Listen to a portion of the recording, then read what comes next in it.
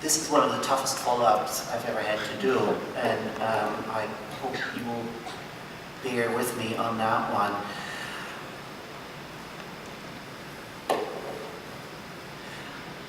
I think after the lecture that we've just heard from Steve, my disclaimer that I put into the first slide hopefully is not even necessary, but I do feel that I have to emphasize this not only as a scholar, but also as a human being, as an entity who's spent a good part of the past 20 years working in the Middle East, but in fact predominantly in Syria. In fact, if I add up the years or the days that I have spent in Syria, I am easily in years at this point. So I hope I'll be forgiven by the Syrians present in emphasizing that when I look at what's happening in Syria nowadays, it's also happening to my country. The fact that we're feeling defensive about protecting cultural heritage comes out of the fact that we're confronted with questions that are difficult, if not impossible, to answer. How many artifacts are worth a human life is a question that for the first time I was confronted with 10 years ago, as Dan had mentioned, when I was working in Chicago on helping recover artifacts or cultural heritage from the Iraq Museum in Baghdad. For the first time I was really confronted with the fact that losing a museum or losing cultural heritage is not just an artifact-based loss, not something we can tally up in money, but it is a very real loss. And I was noting down the basics that Steve had just lined out as human essentials, water, food, shelter, and medical care. And I started realizing that there might be another point that one could add to this list, and that is, you can call it dignity or identity that goes with it, and I don't think there would be any dispute on that one. It is partly this factor, the dignity and identity, that I see behind the preservation of cultural heritage, to which I will dedicate this talk. So my answer to how many artifacts are worth a human life, there's only one thing wrong about it, and that is the question, because this is a no-no. No one has put this question to real, fortunately, no one's really put this question down in a real situation, and I hope it's not coming up. It's a nonsensical question. In moving on to the topic of my discussion, I want to clarify terminology. I have consciously avoided the word antiquity or antiquities here in order to make it clear that we're not denoting commercial, monetary value to the material that we're studying. I'm not an antiquities dealer. I do not know what things are worth. I don't even care about it. To me, everything is priceless, ultimately. This is why I prefer to talk about cultural heritage, because we cannot and shall not attach price tags to it, but also because ultimately cultural heritage is something that defines humans and ultimately humanity. I have structured my presentation in 4 points that very tangibly can be traced in Syria right now pertaining to cultural heritage. The first one will address, I think, the most visible one, danger to world heritage sites that are well known in Syria. The second one, danger to museums and collections in Syria. The third one very close to my heart, danger to archaeological sites. And the fourth one, and probably the most pressing one on certain levels, especially in light of the previous talk, is the danger that archaeological personnel, museum personnel, and people who put their lives in the line of danger to protect cultural heritage are facing in Syria. The danger posed to world heritage sites in Syria is probably most easily or tangibly presented by being very empirical and simply highlighting a couple that have suffered tremendous damage already in the past few years. Most people will have heard about the famous site of Palmyra, the home of Queen Zenobia, who so bravely faced the Romans, a magnificent desert oasis, well known from postcards all over the world. Here you see the sunrise over the famous Great Procession Street in Palmyra. Its key sanctuary is the Baal Temple, one of those great enigmas of temple constructions in the Near East, unifying Eastern as well as Western traditions. Really, I think for many of us who go there, not only a major tourist attraction, but truly sacred ground. Alas, it was not immune to shelling. It was severely damaged in 2012. You can see some of the damage that it has sustained. And in fact, it only highlights the fact that, unfortunately, a site as famous and significant as Palmyra has become a battleground between various factions in the Civil War. Here you see certain images showing tanks in position, in strategic positions within the ruins as such, and obviously taking no account of the fact that this is a World Heritage Site. A site that might be less well known is the city of Apamea, although most of us implicitly have heard about it one way or the other. For this is the site where the famous Quirinus, the governor of Syria, who instituted the census that's mentioned in the Bible, was located. It was actually at that point one of the largest cities in the world. It supposedly contained at least 500,000 people and almost rivaled. Well, Rome was, of course, the largest city at that point, but at its size at that point, it really had no rival in the Middle East. This is one of the most famous views that many of us who've been to Syria have seen, and in fact, if you go to our own gallery of Rome and the ancient Near East, you can see video footage of, well, me standing there as late as December 2010, narrating stories about this magnificent site. We went there on a wonderful trip through Syria. Little did I know it was going to be my last one in God knows how many years. Seeing a lush and green and beautiful country with everyone being very happy and helpful, and us traveling around and living, as I said, very little of an idea that it was the last time in a long time to come. Even a site such as Apamea was not immune to military action. In March 2012, it saw severe shelling.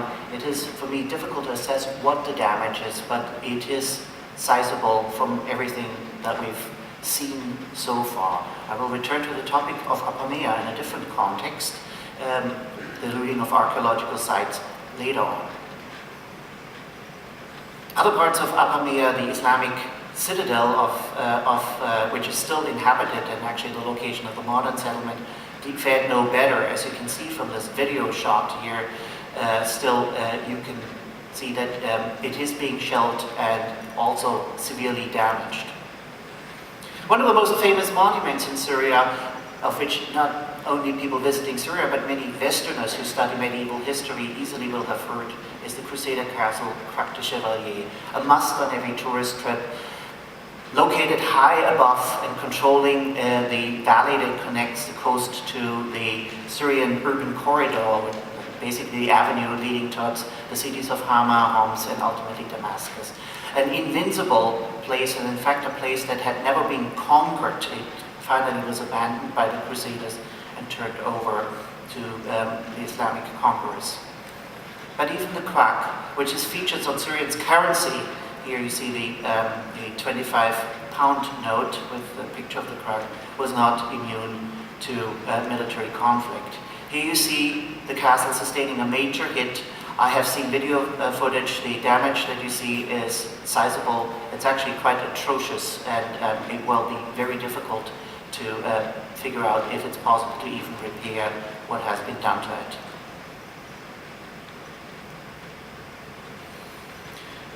The startling thing is that not only archaeological sites that deal with the more distant past are being targeted or become victims to shelling, sometimes intentional, sometimes unintentional, but monuments that really are sacred and an integral part of much of Syria's population's personal beliefs, and certainly places that are literally quite holy to a majority of the population. Few people may have heard about the Al-Mari Mosque in Basra, one of the oldest mosques in the world, which was shelled and partially destroyed in April of 2013. But most people, one way or the other, will probably have heard about the attacks on the old city of Aleppo. Aleppo is one of those quintessential medieval cities that one literally has to see to believe. It is dominated by its citadel, the ancient location, in fact, of the settlement of Aleppo, which goes back far into prehistory and was a dominant, flourishing city as early as 2000 BC. What you see here, in fact, under the citadel mount are archaeological layers that are literally bleeding out of the ground. Here's its wonderful doorway from the Mamluk period through which you can enter this wonderful castle. But Aleppo is fascinating on so many levels because as you walk through the city, you can see how it emulated and incorporated so many elements of the past. I'm just putting two random examples out here. A Roman triumphant arch that was turned into a mosque that is sitting there. It's one of the oldest mosques in Aleppo. And a Hittite inscription which is simply set into a mosque. A wonderful example of religious syncretism that you probably don't expect in anywhere in the Middle East, but which is very present and vibrant there. Most significant, I think, for most of us walking around there is the old souk, the economic area with the shops, with the workshops, which I'm showing you here in a couple of examples. A thriving example of an ancient city being totally alive, and in fact, every time I walked around there, I felt I stepped back in time. This is what happened to the city in December 2012. Another World Heritage Site, this time of gigantic proportion, had been destroyed. It burned out, and the damage that happened to it is still impossible to assess to us. This is not an isolated monument. This is a living element of the past that has been wiped out here, possibly for good.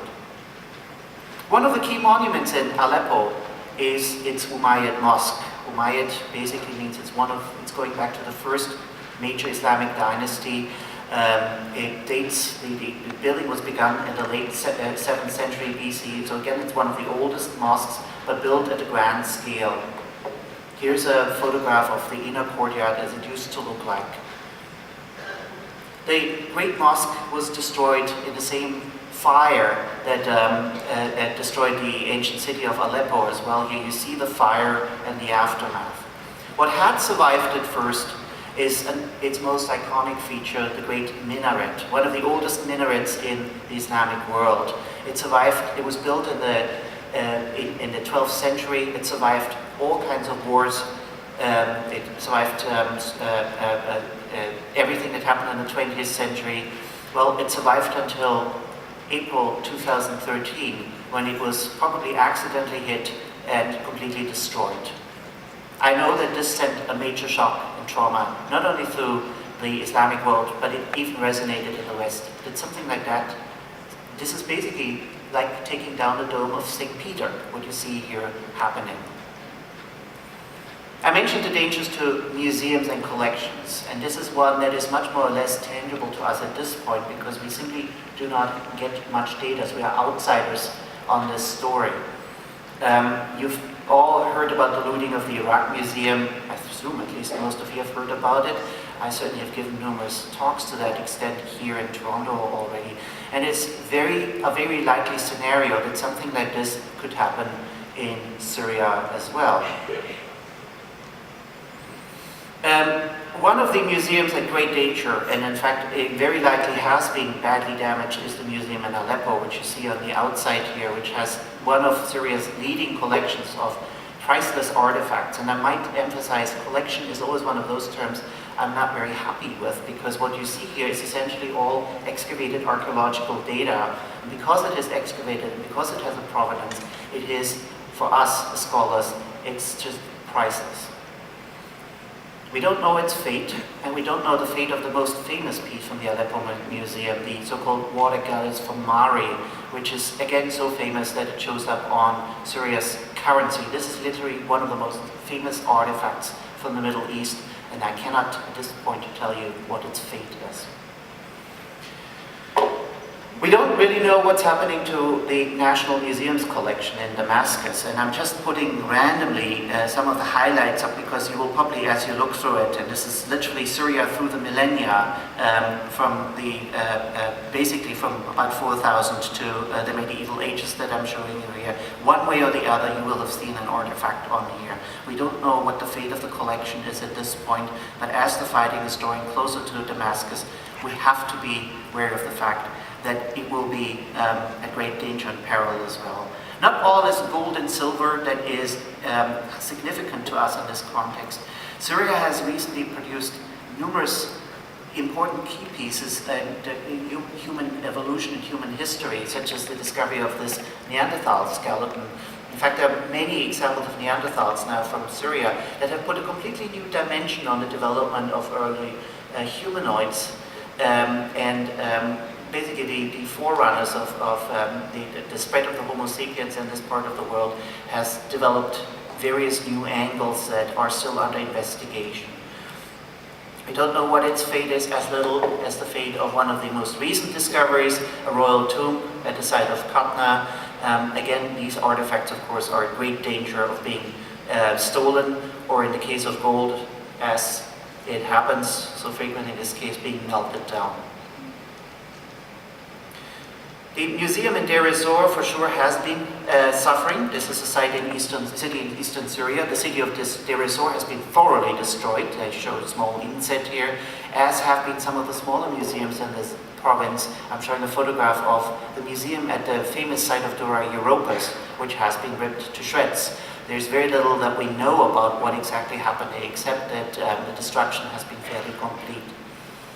The danger to archaeological sites is probably the least visible one to an outsider. This is less warfare that we're worried about here, but this is looting.